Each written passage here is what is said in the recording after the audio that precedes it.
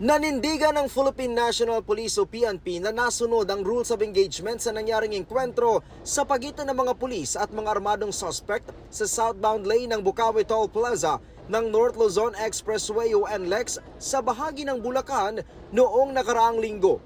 Ito ay matapos na magdulot ng trauma sa mga motorista ang nasabing armed encounter. Bakit nagbabalugan sila?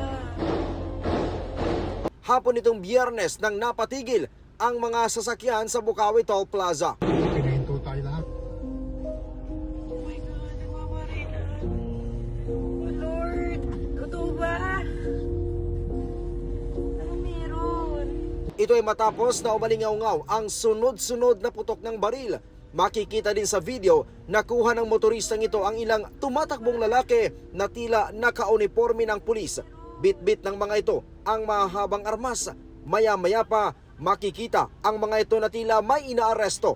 Ayon kay PNP Public Information Office Acting Chief Police Colonel Allen Reyco, balak lang sana ng mga operatiba na arestuhin ang mga suspect na lula ng van.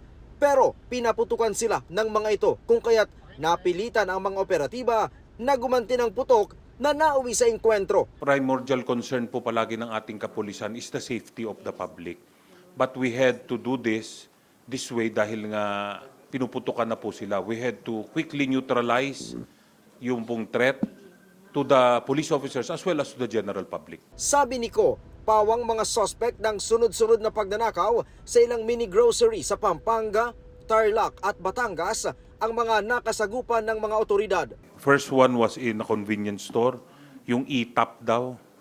They touch siguro yung machine na nagdi-dispense ng ano. And then the other one is attempted robbery. They were confronted by the guard, pinaputukan. And O-Save sa Magalang, Pampanga. And another convenience store po ulit sa Victoria.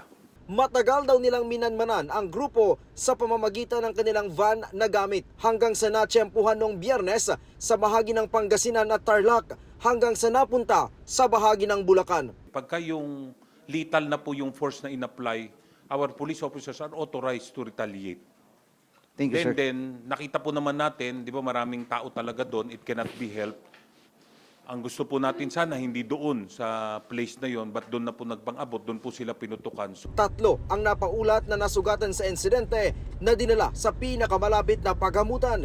Nasampahan na ng patong-patong na kaso ang mga naarestong suspect.